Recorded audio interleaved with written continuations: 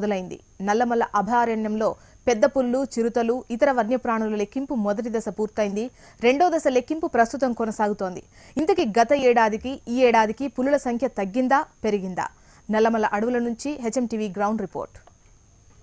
జాలువారే జలపాతాలు, నల్లమల అటవీ ప్రాంతాల్లో కనువిందు చేసే అందాలు. ఈ అందాలే కాకుండా క్రూర మృగాలు, వన్యప్రాణులు కూడా నల్లమల అటవీ ప్రాంతాల్లో అధికంగానే ఉంటాయి. గత 40 రోజులుగా నల్లమల అటవీ ప్రాంతాల్లో అటవీ శాఖ అధికారులు పులుల లెక్కింపు కొనసాగిస్తున్నారు.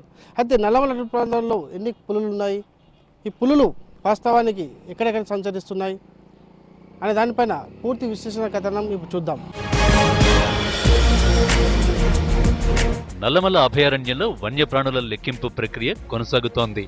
2016 మే 19 నుంచి 26 వరకు వారం రోజుల పాటు అమరాబాద్ టైగర్ రిజర్వ్ ఫారెస్టులో మొదటి దశ జంతువుల లెక్కింపు నిర్వహించారు. పులులు సంచరించే ప్రాంతంలో శాస్త్రీయ పద్ధతుల్లో పాదముద్రలు సేకరించారు. సేకరించిన పాదముద్ర వివరాలను కేంద్ర పర్యావరణ అటవీ శాఖకు పంపించారు. అక్కడ వీటిని విశ్లేషించి పులుల సంఖ్యపై ఓ అంచనాకు వచ్చారు. 2016లో నిర్వహించిన సర్వే లెక్కల ప్రకారం నల్లమల అభయారణ్యంలో 17 పులులు, 45 చిరుతలు ఉన్నట్టు గుర్తించారు. పులులు, చిరుతలతో పాటు ఇతర జంతువులు, పక్షుల లెక్కలు కూడా ఇందులో పొందుపరిచారు. 200 రకాల పక్షులు, క్షీరదాలు, 100 రకాల సీతాకోక చిలుకలతో పాటు 100 రకాల క్రిములు, కీటకాలు కూడా ఉన్నట్టు ఫారెస్ట్ అధికారులు గుర్తించారు.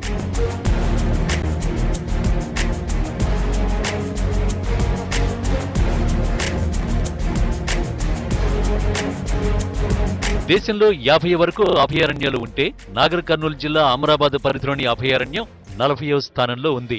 అయితే దక్షిణ భారతదేశంలో ఇదే అతి పెద్ద పులుల అభయారణ్యం. అమరాబాద్ అభయారణ్యం 2600 చదరపు కిలోమీటర్ల విస్తీర్ణంలో విస్తరించి ఉంది. ఇక్కడ పులుల లెక్కింపును గతంలో పాదముద్రల ఆధారంగా లెక్కించేవారు. అయితే ఇప్పుడు అత్యాధునిక పరికరాలు అందుబాటులోకి వచ్చాయి. ప్రత్యేక కెమెరాల ద్వారా పులుల గణన జరుగుతోంది. ఇక్కడి అభయారణ్యంలో 106 ప్రాంతాల్లో 212 కెమెరా ట్రాప్ మానిటర్లను ఇలా చెట్ల మొదళ్లకు ఏర్పాటు చేస్తారు. ఇప్పుడు జరుగుతున్న పులుల లెక్కింపు 45 రోజుల పాటు జరగనుంది. మార్చి నాటికి పులుల లెక్కింపు పూర్తవుతుందని అటవీ శాఖ అధికారులు అంటున్నారు.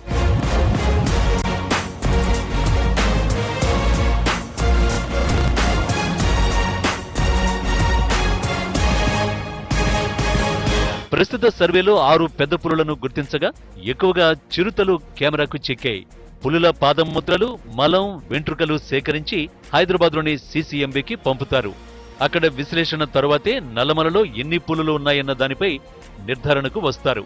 దాంతో పులులు, ఇతర వన్యమృగాల సంరక్షణలో అటవీ శాఖ చేపడుతున్న చర్యలు సత్ఫలితాలను ఇస్తున్నాయా లేదా అన్నది తేలుతుంది.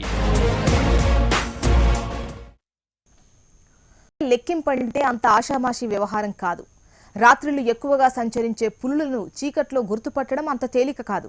ఇప్పుడంటే సీసీ కెమెరాలు వచ్చాయి. కానీ గతంలో పులుల లెక్కింపు కోసం నానా కష్టాలు పడేవారు అటవీ సిబ్బంది. ఇంతకీ అడవుల్లో పులులు ఎన్ని ఉన్నాయో ఎలా లెక్కిస్తారో మీరే చూడండి.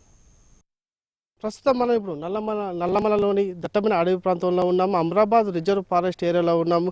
శ్రీశైలం, హైదరాబాద్ జాతీయ రహదారి మధ్య చాలా దూరం నడిచిపోయాక నల్లమల అటవీ ప్రాంతంలో ఉన్నట్టు ఈ ప్రాంతంలో ఇక్కడ రెండో దశ పులుల లెక్కింపు కొనసాగుతూ ఉంది.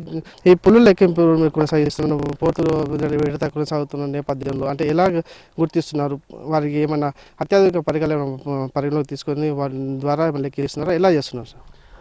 ఈ అమరాబాద్ టైగర్ రిజర్వ్లో మొత్తం ఎంత పులుల సంఖ్య ఉంది, దీనికి ఇంతకుముందు వచ్చే పద్ధతిలో కొంచెం మరి మార్పులు వచ్చినాయి. ఇప్పుడు కొత్తగా ఫేజ్ 4 మానిటరింగ్లో ఇప్పుడు మేము సాంకేతికంగా కొంచెం చాలా అడ్వాన్స్ స్టేజ్లో పెట్టి ట్రాప్ కెమెరా వాడి వాళ్ళు పులుల సంఖ్యకి అంత నిర్ధారణ చేస్తాము. దీనికి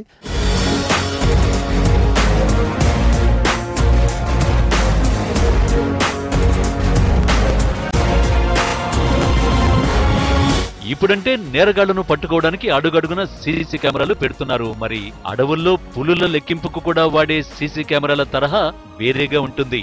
నల్లమల అడవుల్లో పులుల లెక్కింపు కోసం వినియోగించే పరిజ్ఞానంపై సాంకేతిక సిబ్బంది ఏం చెప్తున్నారో విందాం.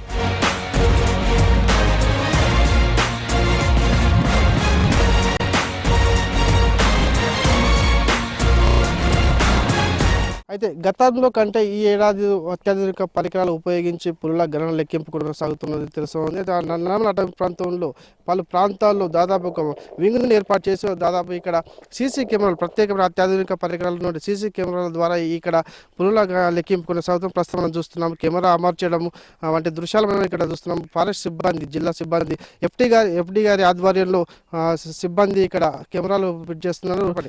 ఈ మీరు మొత్తానికి ఎలా ఫిట్ చేశారు, దీనికి ఎలా క్యాప్చర్ చేస్తుంది, దానిపై వివరించండి. మొట్టమొదటిగా మనం ఈ కెమెరాలు పెట్టడానికి సైన్ సర్వే అనేది చేస్తామన్నమాట. సైన్ సర్వే అంటే ఎక్కడెక్కడ మనకి ఈ మాంసాహార జంతువులు తిరుగుతున్నాయి అనే దానికోసము మనం అడవిలో ఉండే చిన్న చిన్న రస్తాలు వగేరా అట్లాంటివి నడుస్తూ ఉంటాం, వాటర్ హోల్స్ వాటి దగ్గర. సైన్ సర్వే పూర్తయిన తర్వాత మనకి ఎక్కడెక్కడైతే పెద్ద పులి జాడలు కానీ, ఎలుగుబంటి జాడలు కానీ, లేకపోతే చిరుతపులి జాడలు కానీ ఇట్లాంటి జంతువుల మాంసాహార జంతువుల జాడలు దొరికిన తర్వాత కెమెరా ట్రాప్ లొకేషన్స్ ఫైనల్ చేసుకుంటాం. కెమెరా ట్రాప్ లొకేషన్స్ ఫైనల్ చేసుకున్న తర్వాత ఇట్లా కెమెరాస్ మనం ఫిట్ చేస్తామన్నమాట రస్తాలపైన.